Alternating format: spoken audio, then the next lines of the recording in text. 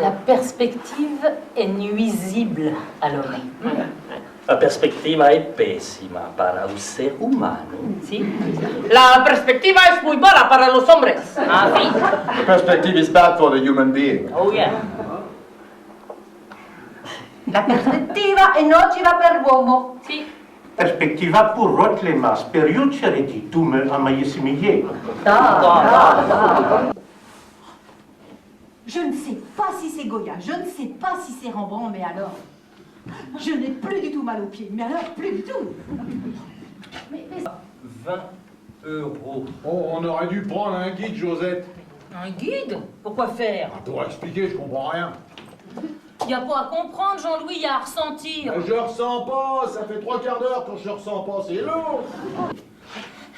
Moi, je crois me souvenir d'un panneau qui disait « Place libre à Delacroix ». Non, Rosine, Delacroix était complet, Fragonard était plein. Et quand j'ai vu que Renoir était réservé aux abonnés, j'ai même dit à Maurice, tu vas voir avec la chance qu'on a, on va se retrouver à Picasso. Et on n'y a pas été à Picasso, ok? Ben heureusement, tu sais que je déteste ce type. Seulement il y avait toutes les places qu'on voulait à l'étage Picasso. Ben tu m'étonnes. Et on serait parti à Picasso, à l'heure actuelle on serait à la voiture. Elle serait à Picasso. Le peintre que n'aime pas ta mère, c'était un excellent moyen mnémotechnique. Je vous dis qu'on est à Rembrandt. Non. Je me vois braquant devant sa grosse tête enfoncée dans son bonnet, peinte sur le mur du 2e sous-sol. La grosse tête de qui? Rembrandt. Il avait une grosse tête, Rembrandt. Énorme, et toute peinte en vert fluo pour qu'on la voit bien dans les phares.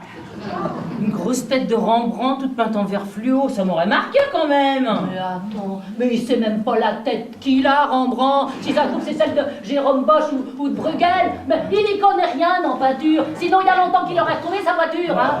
Bon, papa, si tu es si sûr qu'on est à Rembrandt, peux-tu nous dire où se trouve l'entrée qui mène à Rembrandt? Je la cherche, Jules, cela fait 45 minutes que je la cherche. Et crois-moi, Picasso, lui, il ne cherchait pas. Ah oui, je sais, papa. Et il trouvait. Il aurait été là, Picasso, il y a longtemps qu'on l'aurait trouvé, l'entrée du parking. Moi, résultat, tout est parti. Tu veux dire? Bah, le baroque, hein. Tout le bénéfice du baroque. Voilà, comme si j'avais pas mis un pied dans l'exposition, hein. Il ne m'en reste plus une goutte. Évaporer le baroque avec cette histoire de parking. C'est vrai, d'habitude, une belle exposition comme ça, une belle rétrospective, ça me porte. Ça me fait du bien pendant au moins une semaine. L'hiver dernier, Toutankhamon, ça m'avait fait passer un mois de février formidable. Moi aussi. Tu y as été, toi, à Toutankhamon? Oui, 2 fois. C'est vrai, les pharaons s'adoptent. C'est ça la grande force du musée. Hein. Ça vous met la vie un petit peu au-dessus de la vie, hein, à un endroit où rien ne fait vraiment mal. Hein. Aujourd'hui, c'est raté. Avec Maurice, le parking Picasso, moi j'y suis dans la vie, hein, même en dessous. Hein. Vidé, comme si j'avais pas mis un pied dans le baroque. Quand tu penses que Rembrandt était inconnu à son époque. Et aujourd'hui il est connu.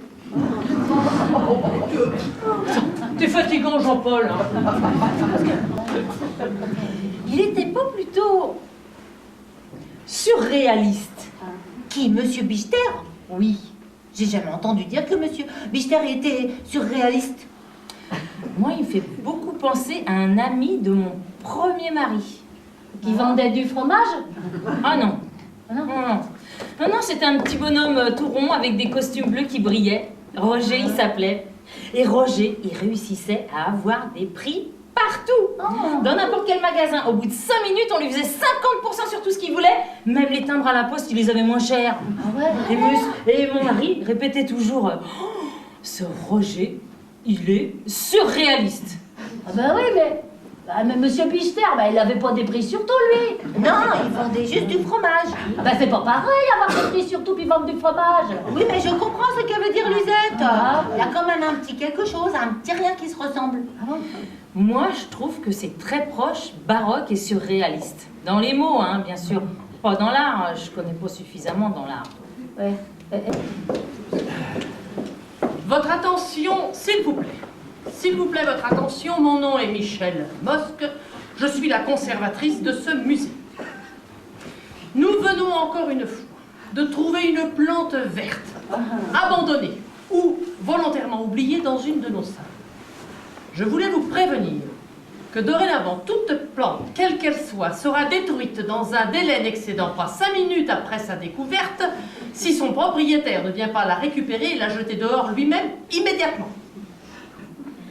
Vous savez que les musées sont de plus en plus cernés par les espaces verts, où les arbres prolifèrent dans l'indifférence générale, où les oiseaux se multiplient et conchient nos toitures. Paul Gauguin.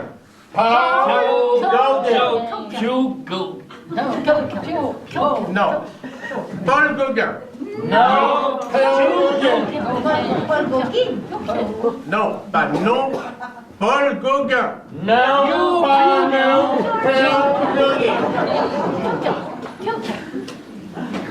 Non, pas non. Juste Paul Gauguin. Non, pas non. Seulement Paul Gauguin.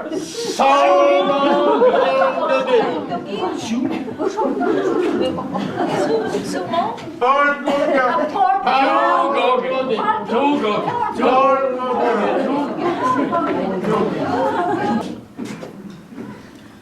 je suis désolée, je croyais que c'était autorisé. Mais non, les saucisses, ça n'a jamais été permis dans les musées. Enfin, pas ici. Que je sache. Non, non, mais je vous crois. Non, je ne vous dis pas qu'en Chine...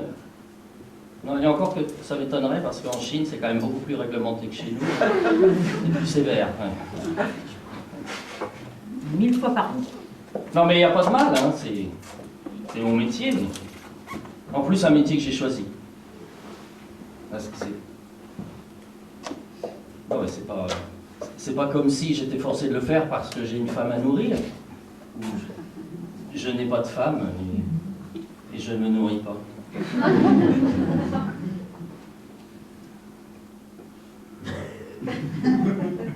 Vous voulez ma saucisse?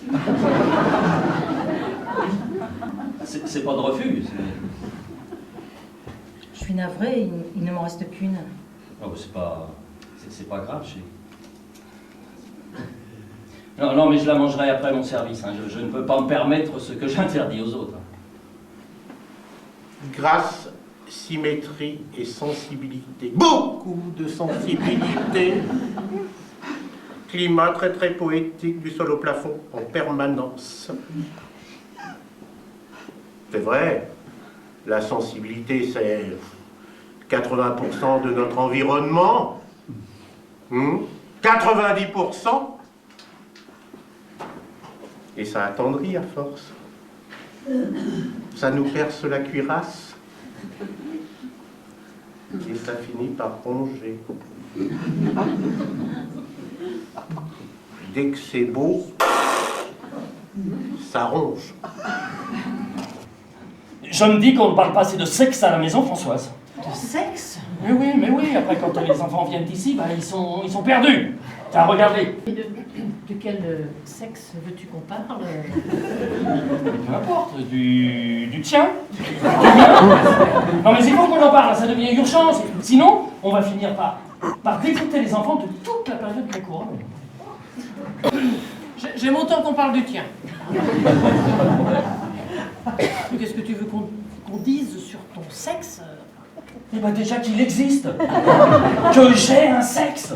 Comme Marc Aurèle. Non mais s'il ne te croit pas, s'il ne croit pas que tu as le même sexe que Marc Aurèle, Je leur montrerai. tu leur montreras ton sexe. Oui, mais oui.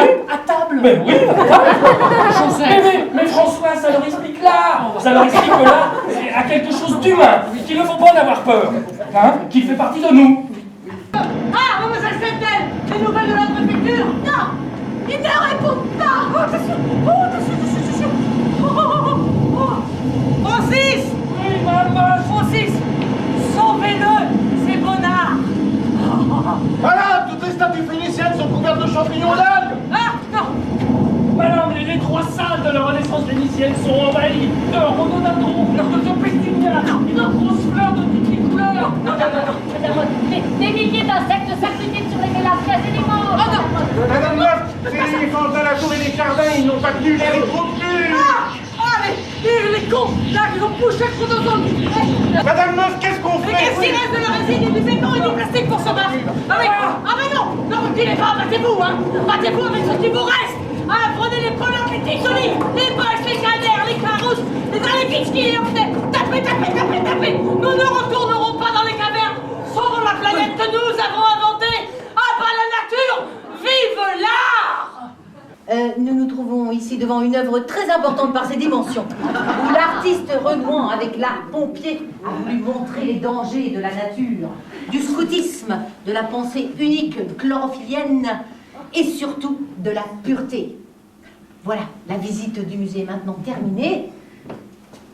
Merci de sortir par le grand hall en restant bien groupés.